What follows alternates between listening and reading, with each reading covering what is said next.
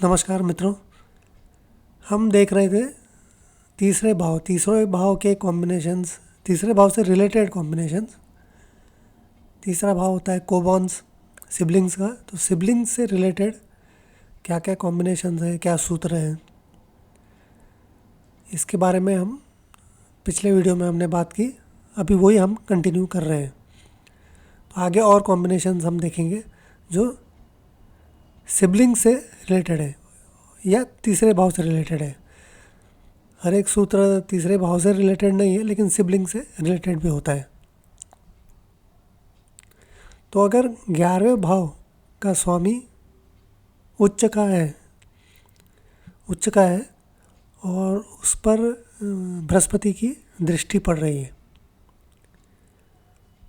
और उसका कोई भी मैलेफिक यानी पाप ग्रह के साथ संबंध नहीं है, मतलब उसके साथ कोई पाप ग्रह नहीं है, उस पर किसी पाप ग्रह की दृष्टि नहीं पड़ रही है, तो फिर जो भाई बहन होंगे वो बहुत ही अच्छे होंगे, भाग्यशाली भी होंगे, जातक के लिए भी अच्छे होंगे, रिलेशनशिप अच्छा होगा उनके बीच में, भाईचारा अच्छा रहेगा। जो भी छोटे भाई बहन पैदा होंगे बाद में।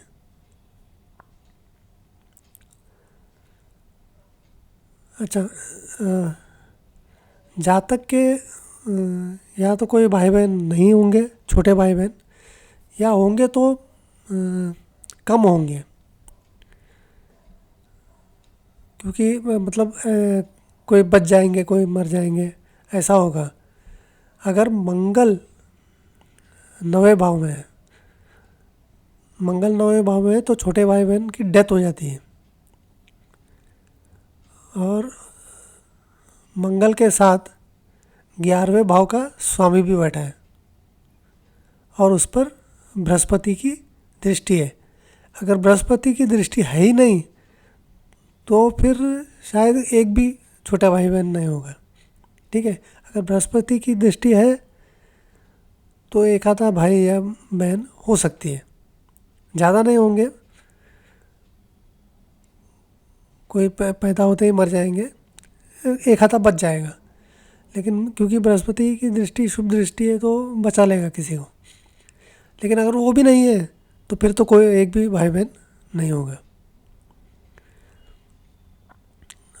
तीसरे भाव और 11वें भाव के स्वामी का एक्सचेंज मतलब परिवर्तन योग है अगर तीसरे भाव और 11वें भाव के बीच में, और दृष्टि पड़ रही है बृहस्पति की, तो फिर जो जातक के छोटे भाई बहन रहेंगे वो बहुत ही अच्छे रहेंगे। अब हमको इसमें ये चीज़ देखना है कि बृहस्पति की दृष्टि दोनों पर पड़नी चाहिए, तीसरे भाव पर भी पड़नी चाहिए और 11वें भाव पर भी पड़नी चाहिए। उसके लिए बृहस्पति को कहाँ होना पड़ेगा? 7वें में। बृहस्पति जब 7वें भाव में रहेगा तो वो दोनों जगह पे दृष्टि डालेगा। जातक के बड़े भाई या बहन,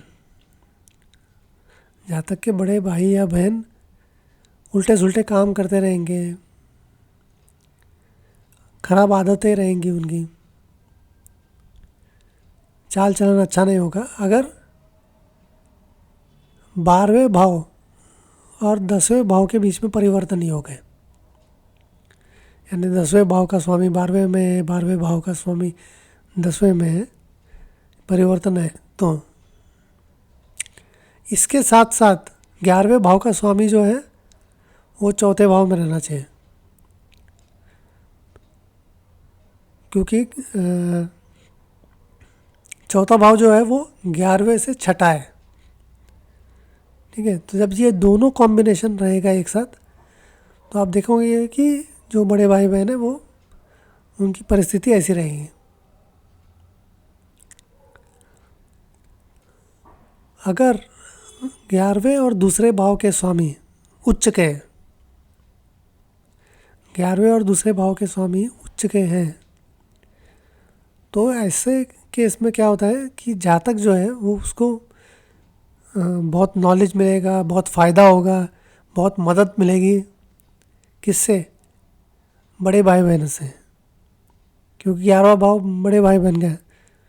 तो अगर उच्च के दूसरे भाव और 11वें भाव के स्वामी, तो ऐसा है। अगर सिंह लग्न है तो 11वें भाव और दूसरे भाव का स्वामी कौन है? मर्क्यूरी ही है। और वो उच्च का किस में होता है? वर्गो यानी कन्या में होता है। अच्छा, जहाँ तक कि कोई छोटे भाई बहन नहीं होंगे, जहाँ तक अकेला ही बच्चा होगा, अगर तीसरे भाव का स्वामी और छठे भाव का स्वामी इन दोनों के बीच में परिवर्तन ही हो गए, साथ में चंद्रमा, मंगल और राहु शनि से 7वें भाव में है। ठीक है।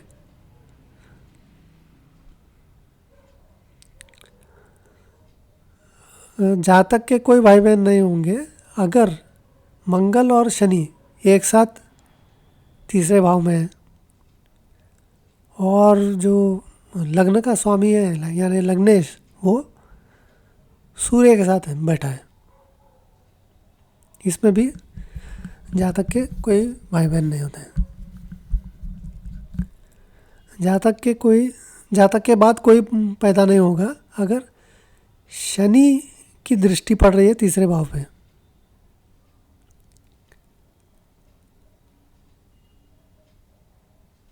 और तीसरे भाव का जो स्वामी है वो 8वें भाव में है मंगल के साथ। अगर सपोज कोई पैदा हो भी गया बच्चा जातक के बाद, तो ज़्यादा दिन जिएगा नहीं, मतलब उसका जो सस्टेनेंस है वो मतलब बीमारी रहेगा या कुछ ना कुछ मतलब प्रॉब्लम के साथ ही पैदा होगा। बहुत मुश्किल है, मतलब ज़्यादा दिन, आयु बहुत कम रहेगी।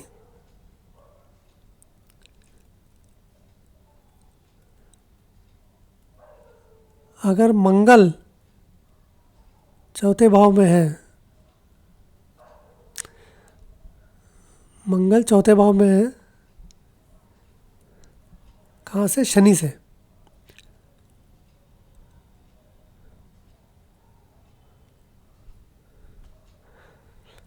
और तीसरा भाव जो है वो मतलब लग्न से तीसरा भाव जो है उसमें कोई एनिमी प्लैनेट है, तो फिर भी कोई जातक के बाद कोई बच्चा पैदा नहीं होगा। अगर शनि लग्न में है, और तो शनि लग्न में है तो तीसरे भाव के ऊपर उसकी दृष्टि पड़ रही है,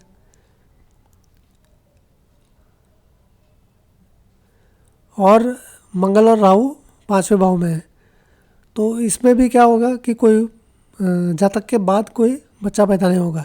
इनफैक्ट जातक ही पैदा होने में प्रॉब्लम होगा, क्योंकि 5वां घर बच्चों का ही है, और मंगल और राहु दोनों अगर 5वें घर में है तो बहुत मुश्किल से बच्चा होगा। आजकल क्या है, मेडिकल फील्ड में बहुत एडवांसमेंट हो गया है, पहले के ज़माने में तो होता ही नहीं था।